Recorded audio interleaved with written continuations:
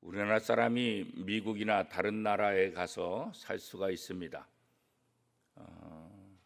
이중 국적을 갖는 것이 아직까지 우리나라에서는 이렇게 허락이 되지 않았지만 한국 사람이 미국에 가서 살면 여러 가지 갈등이 생기게 됩니다.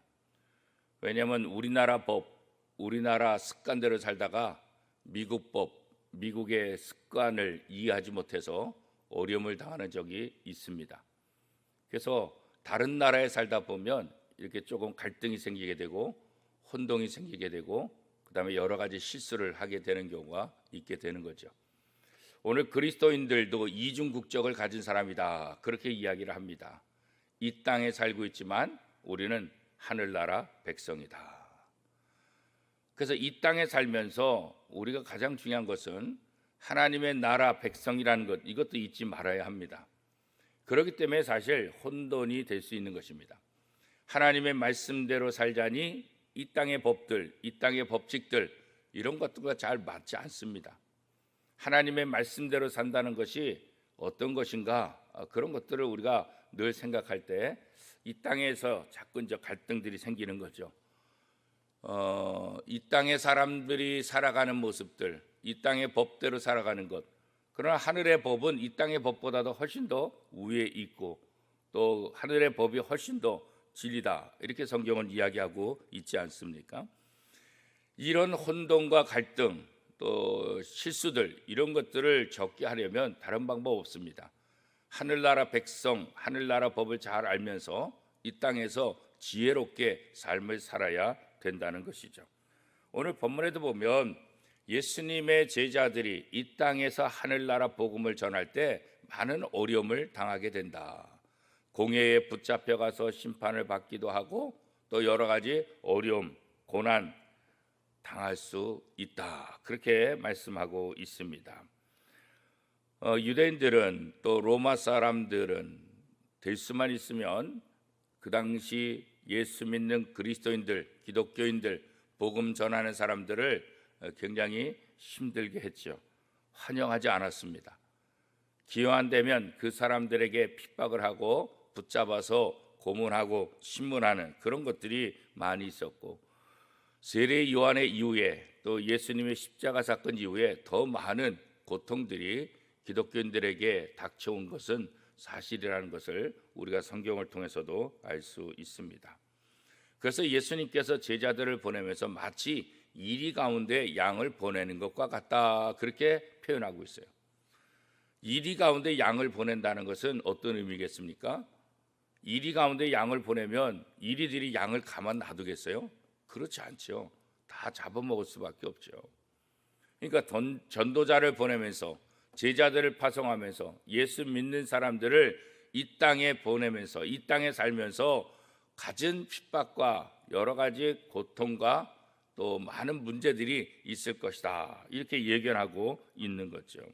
그래서 늘 신자들은 조마조마한 삶을 살 수밖에 없었죠. 2000년 전 당시에는 이 같은 어려운 것을 극복하기 위해서 오늘 본문에 보면 전도자들, 특별히 제자들, 하나님의 사람들은 어떻게 되냐, 뱀같이 지혜롭고 비둘기처럼 순결하라, 그렇게 이야기를 하고 있습니다. 그러니까 매사에 굉장히 신중해야 되는 거죠. 우리가 어제 3.1운동 102주를 맞이했는데 일제시대 때도 마찬가지 않습니까? 그 강압적인 속에서 독립운동을 하거나 또 예배를 드리거나 이런 부분에 있어서 굉장히 조심해야 되는 거예요. 신중한 거죠. 그러니까 독립운동 자금을 또 모아서 전달하는 사람들, 이 사람들은 자신이 독립운동에 관련된 사람이다, 또 독립운동하는 사람에게 자금을 대주는 사람이다, 이 신분이 드러나면 안 되잖아요. 그러니까 다양한 모습으로 변장하고 조심하고 해서 또 만주까지도 연결시키고 또 독립 자금을, 운동 자금을 이렇게 지원해 주는 거, 그런 것들을 우리가 이제 영화를 통해서도 보고 있지 않습니까? 그러니까 매사마다 굉장히 신중한 거죠. 일본 경찰이 또 이 일본의 끈아풀 역할을 하는 또 우리 조선 사람들이 있기 때문에 매사에 신중하지 않으면 발각되고 드러나게 되고 붙잡히게 되고 또 탄로나게 되고 또 계획이 수포로 돌아가는 그런 일들이 있으니까 매 순간순간마다 또 조심하고 또 조심하고 그렇게 하지 않으면 안 되는 그런 삶들을 살아갔던 것을 우리가 볼 수 있지요. 이 땅에서 예수 믿는 사람들, 특별히 2000년 전에 예수 믿는 사람들, 복음을 전하는 사람들의 모습이 바로 그런 거죠. 하나님의 말씀을 전달하고 또 하나님 앞에 나와 예배하는 이 모든 것들이 굉장히 조심스러울 수밖에 없는 거예요. 사력 있게 판단하지 않으면 언제든지 붙잡히게 되고 고통을 당할 수밖에 없다는 거죠. 그러나 이 세상에 살면서 이 세상의 사고방식, 이 세상의 그 어떤 방식대로만 산다고 한다면 사실 우리는 또 하나님의 백성이라는 이 사실을 또 잃어버리게 되는 거고 또 하나님의 백성답게 사는 것을 위배하는 그런 경우가 생기게 되는 거죠. 그러니까 신자들은 하나님의 백성이지만 이 땅에 살고 있기 때문에 이게 언제나죠 갈등 요소가 있을 수밖에 없는 거죠. 신자들의 모습은 세상 속에 살고 있지만 이 세상을 뛰어넘는 하나님의 백성이 되어야 된다 이렇게 말씀합니다. 그것이 바로 소금의 역할이고 빛의 역할이다 이렇게 설명하고 있습니다.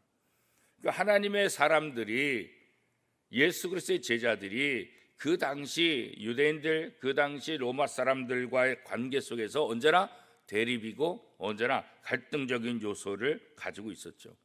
그런데 이 문제를 누가 해결할 수 있겠습니까? 아무도 해결할 수 없죠. 일제시대 때 일본 경찰들과 또 독립운동하는 사람들 이 갈등을 누가 해결할 수 있겠어요? 절대로 해결할 수 없는 거죠. 그래서 오늘 본문 22절 말씀에도 보면 예수님께서 너희가 내 이름으로 말미암아 모든 사람에게 미움을 받을 것이다. 이 갈등의 문제를 아무도 해결할 수 없다. 이 문제 때문에 너희가 미움을 받게 되고 고통을 받게 될 것이다. 그렇게 말씀하고 있죠. 더 나아가서 가장 가까운 가족들조차도 내 편이 아닐 수 있다. 그 가족들로 인해서 내가 어려움을 당할 수 있다. 핍박받을 수 있다. 그런 거죠. 일제시대 때도 마찬가지고 6.25 때도 마찬가지잖아요. 결국은 가장 가까운 사람, 그 동네 사람, 또 가족들에 의해서 독립운동하는 사람들이 또 기독교인들이 발각되고 고통당하는 경우가 있지 일본 경찰들이 그걸 어떻게 알겠어요? 그렇죠? 일본 사람들이 알아서 체포하고 알아서 여러 가지 어려움을 주는 거 그거 없잖아요. 다 조선 사람들이 일본 경찰의 끈아풀 역할을 하게 되고 또 6.25 때도 마찬가지죠. 같은 동네 사람이 같은 가족이 북한의 끈아풀이 되어서 신고하고 알려주고 아니 북한 사람들이 북한 군인들이 내려와서 그 지방에 누가 유지인지 어떻게 알겠어요? 그죠? 그 동네 사람 누가 어떤 사람인지 어떻게 알겠어요? 전혀 모르죠. 가까운 동네 사람들이 가까운 친구들이 그를 배반하고 그 소식을 알려주었기 때문에 그렇게 될 수밖에 없는 거죠. 그러니까 예수님께서도 이렇게 힘들 때 가족조차도 핍박에 가담할 수 있고 그 가족 때문에 내가 모든 고난과 아픔을 경험할 수 있다. 그런데 그렇다 할지라도 낙심하지 말아라. 그렇다 할지라도 절망하지 말아라. 그렇게 말씀하고 있어요. 어떤 혼란과 역경 속에서도 신자들은 인내해라. 왜냐하면 반드시 승리하기 때문에 참고 견뎌내라 이렇게 말씀하고 있죠. 이런 말이 있습니다. 복음은 순교의 피를 먹고 산다 그런 거죠. 이 하나님의 말씀이 전파되는데 쉽게 전파되는 그런 나라도 없어요. 쉽게 전파되질 않아요. 이 복음 하늘나라의 말씀 이것이 이 땅의 사람들에게 먹힐 때까지 이 땅의 사람들에게 전달될 때까지 수많은 핍박과 아픔이 있어요. 어떤 나라든지 복음이 쉽게 전달된 나라는 하나도 없어요. 우리나라도 기독교 이 역사 가운데 이 복음 때문에 순교당한 사람이 얼마나 많아요. 그래서 복음은 순교자의 피를 먹고 산다 이런 말이 있는 거예요. 그 순교자들의 피, 그것 때문에 이 복음이 오늘 우리에게까지 전달된 것이지, 이 복음 때문에 순교당하는 것을 거부하고 고난당하는 것을 거부하고 포기했다고 한다면 오늘 우리에게까지 이 복음이 전달될 수 없을 것이다. 선교지에는 지금도 마찬가지. 우리나라는 전도한다고, 하나님 말씀 전한다고 붙잡혀가고 감옥에 갇히고 죽는 경우가 지금은 없잖아요. 옛날에야 집안에서도 쫓겨나기도 하고 여러 가지 어려움이 있었지만 지금은 그래도 많이 완화됐잖아요. 그죠? 예수 믿는다는 것 때문에 여전히 핍박당하는 경우도 있긴 있지만 그래도 전체적으로 봤을 때 우리나라는 이 종교 때문에 핍박당하는 건 많이 줄어들었잖아요.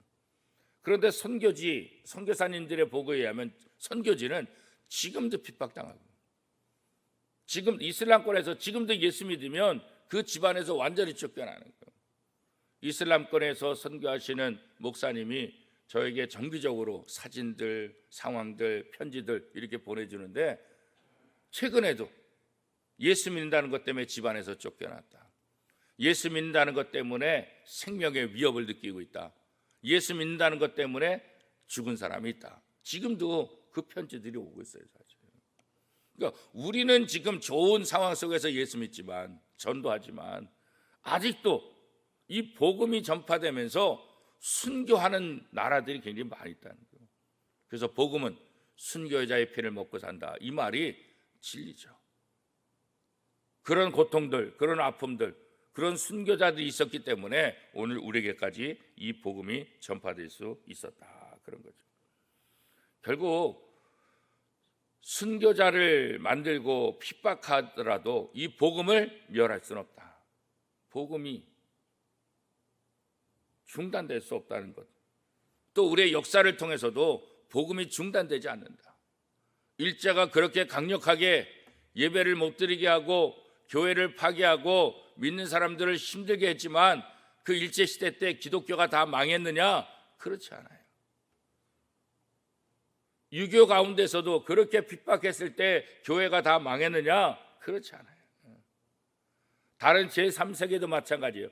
그런 순교자가 있고 핍박이 있다고 해서 교회가 다 없어졌느냐? 그렇지 않아요. 여전히 교회는 살아있고 여전히 복음의 능력들은 나타나고 있다는 거죠. 복음을 통해서 고난당하게 될 때 그때 우리가 경험하게 되는 것은 뭐냐? 바로 성령의 역사, 성령의 힘을 경험하게 된다. 일반적으로 생각하면 다 없어져야 되는데, 일반적으로 생각하면 다 멸망해야 되는데 여전히 살아있고 여전히 살아있고, 그렇죠? 로마 시대도 마찬가지잖아요. 예수 믿는 사람을 그렇게 붙잡아 가두고 지도자들을 죽이고 불태워 죽이고, 그래서 기독교가 끝나는 거 아니야? 끝나지 않은 거예요. 그 당시 지도자들이 착각한 거죠. 기독교 지도자들을 한 사람만 제대로 죽이면은, 제대로 고문을 하면은 그 맺힌 사람들이 벌벌 떨면서 다 안 믿을 것이다. 그렇지 않아요. 그럴수록 기독교인들은 더 기도했고, 그럴수록 더 하나님께로 가까이 가고, 그럴수록 교회는 더 왕성하고, 고난과 핍박 속에서도 교회는 더 성장했다는 것이 기독교 역사를 통해서도 알려지고 있는 거죠. 그렇기 때문에 하나님의 자녀들은 세상을 두려워하지 않는 거죠. 세상을 두려워하는 것이 아니라 하나님을 두려워하는 거죠. 그죠? 내가 사람을 두려워하랴, 하나님을 두려워하랴. 사람을 통해서 모진 고문이 있고, 사람을 통해서 고통이 있고, 사람을 통해서 여러 가지 힘든 그런 상황이 내게 온다 할지라도 나는 사람, 세상을 두려워하지 않는다. 이 세상의 창조주, 이 세상의 주관자이신 하나님, 나는 그 하나님을 두려워한다. 이 땅에 살면서 하나님을 두려워할 때 하나님의 백성답게 살 수 있는 거고, 이 땅에서 어떤 고난과 어떤 아픔이 온다 할지라도 절대로 그리스도인의 이 정체성을 잃어버리지 않게 된다는 거죠. 세상은 사람을 외적으로 판단하지만 하나님은 사람을 외적으로 판단하지 않는다는 거예요. 세상은 사람의 외모를 보고 그 사람을 평가하지만 하나님은 그렇지 않죠. 예수님조차도 외모로 평가받아서 무시당했다고 성경은 이야기하고 있지 않습니까? 이사야 53장 2절 말씀에 보면 연한 순 같고 마른 땅에서 나온 뿌리 같아서 고운 모양도 없고 풍채도 없은즉 우리가 보기에 흠모할 만한 아름다운 것이 없다. 예수님도 이렇게 외적인 조건 때문에 유대인들에게 무시당하고 네가 하나님의 아들이야, 네가 하나님의 아들이면 내려와봐. 인간적인 이 모습을 바라보며 얼마나 많은 무시를, 희롱을, 조롱을 당해왔습니까? 그렇죠? 그러나 하나님은 외모로 보시지 않고 중심을 보시고 어떤 상황 속에서 하나님을 바라보고 하나님을 의지하는 그 사람에게 힘을 주시는 거예요. 때가 되면 선과 악이 다 드러나게 되는 거죠. 유대인들이, 바리새인들이 예수님을 십자가에 못 박아 죽이고 자기네가 이긴 것처럼 큰 소리 쳤지만 결국은 예수님이 부활하심으로 누가 악인지 무엇이 선인지 분명하게 드러나게 된 것 아니겠습니까? 이 땅에서 좀 손해를 보고 이 땅에서 좀 억울해한다 할지라도 그것 때문에 염려하지 말아라. 공평하신 하나님이 심은 대로 거두는 그 날을 보게 할 것이다. 그런 거죠. 하나님은 공의 정직하신 분, 하나님은 실수가 없으신 분. 그렇죠? 우리는 실수해요. 우리는 잊어버려요. 그래서 우리가 하는 것들은 사실 공평하지 못해요. 우리가 그럴 수밖에 없어요. 그런데 하나님은 절대로 실수하지 않으신 분, 절대로 실수하지 않아요. 그래서 우리가 하나님을 신뢰하는 거예요. 지금 고난 속에 있다 할지라도, 지금 여러 가지 힘든 상황이라 할지라도 하나님은 절대로 하나님의 백성을 잊지 않으신다. 여호와는 나의 목자시니 내게 부족함이 없으리로다. 나의 목자 되신 하나님이 언제나 나와 함께 하시며 지팡이와 막대기로 나를 보호하시고 사망의 음침한 골짜기로 다닐지라도 내가 두려워하지 않을 것은 주께서 나와 함께 하심이라. 우리는 이 사실을 믿는 거죠. 어떤 상황 속에서도 하나님이 나와 함께 하신다. 어떤 상황 속에서도 하나님이 나를 도우신다. 이 믿음을 잃지 않는 거죠. 일제시대 때 기독교 지도자들에게 신사참배를 요구하잖아요. 그때 주기철 목사님, 한상동 목사님 등 많은 목사님들, 많은 교인들이 신사참배를 거부하죠. 특별히 주기철 목사님, 한상동 목사님은 그런 신사참배를 강요하는 그 상황 속에서 일본은 반드시 멸망할 것이다. 그렇기 때문에 나는 하나님께 충성할 것이다. 악을 행하는 그들이 멸망할 것을 그분들은 분명하게 믿고 있는 거예요. 왜요? 하나님의 말씀을 믿기 때문에 그런 거죠. 이분들의 이러한 신앙 고백은 유대교와 로마 제국 상황 속에서 그리스도인의 모습들, 자기의 생명을 걸고 감옥에 갇히고 예수를 믿었던 그 초대교회 그리스도인들의 신앙 고백과 별 차이가 없어요. 1938년 11월에 출간된 한 일본 경찰서 보안과 보고서에 이런 글들이 있어요. 당시 한국 교회 안에 견고하게 자리 잡은 순교적 신앙 고백의 분위기가 어떠했는지를 알 수 있다. 그러면서 이렇게 이제 기록을 해놨습니다. 전 조선에 50만에 달하는 예수교 신자들은 시국에 대해 대단히 냉담한 태도를 가졌고 신사에 있어서도 이와 같은 국가적 행사에 참가하는 일은 기독교 계명에 위반되는 일로 이것을 긍정하지 않았으며 예수를 가리켜 만왕의 왕이라고 설명하고 있으므로 불경죄로 잘 살펴서 처단되어야 할 것이다. 그러니까 일본 경찰 기독교인들이 제일 문제라는 거예요. 일본의 황제 앞에서 그 신사 앞에서 다 절을 하는데 기독교인들이 안 한다는 거예요. 일본의 천황을 섬기지 않고 자기가 믿는 예수가 만왕의 왕이라고 믿고 있다는 거예요. 이들을 잘 살펴서 이들을 잘 처단해야만 이 문제들이 해결될 수 있다. 그렇게 얘기하고 있는 거죠. 일제는 전 조선의 기독교인들이 철저하게 유일신을 믿고 있다고 그들은 판단했어요. 일제의 신사참배에 대한 한국교의 저항이 얼마나 드셌는지, 저항의 대가가 작지 않았지만 순교당하고 감옥에 갇히고 핍박당하고 어려움 당했지만 수많은 사람들이 신앙의 절기를 지켰고 순교하게 됐고, 그 글에 의하면 2,000여 명의 성도가 투옥됐고 50여 명의 성직자가 순교했다. 그러면서 그 일제의 신문조서에 따르면 이 사람들은 자신들이 믿고 있는 기독교 계명을 더 중시 여겼다. 그 기독교 계명이 뭐냐? 십계명이다. 특별히 십계명에서 1계명, 너는 나 외에는 다른 신을 섬기지 말라. 그리고 두 번째 계명, 너를 위하여 새긴 우상을 만들지 말고 또 위로 하늘에 있는 것이나 아래 땅에 있는 것이나 땅 아래 물속에 있는 것에 어떤 형상도 만들지 말며 그것들에 절하지 말며 그것들을 섬기지 말라. 그들이 믿고 있는 십계명, 특별히 1계명, 2계명을 신봉하기 때문에 절대로 신사에 참배하지 않고 그들은 순교를 당했다. 사랑하는 원미동교회 성도 여러분, 모든 것은 하나님의 주권하에 있습니다. 오늘 본문 말씀에 보면 하나님은 참새 한 마리까지 돌보신다, 머리털까지 세시는 분이시다, 이렇게 세밀하신 분이시다 라고 말씀하고 있어요. 하나님이 언제나 우리와 함께 하시고 우리를 지키시고 우리의 모든 것까지 다 아시는 분. 그래서 이 땅에서 복음 때문에, 신앙 때문에 어려움을 당할 때 절망하거나 염려하지 말고 믿음으로 세상과 정면 승부하라.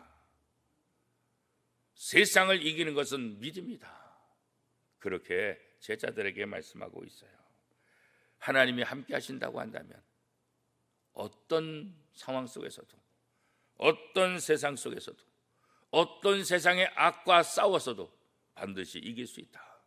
예수님이 보여주셨고 예수님의 제자들이 보여주셨고 102년 전 일제 강점기아 속에서 신앙의 선배들이 우리에게 보여주신 그 모습, 이제 우리도 그 길을 따라서 참된 신앙의 길, 세상과 맞서서 싸워 이길 수 있는 믿음을 가진 신앙의 용사들이 다 될 수 있기를 축복합니다.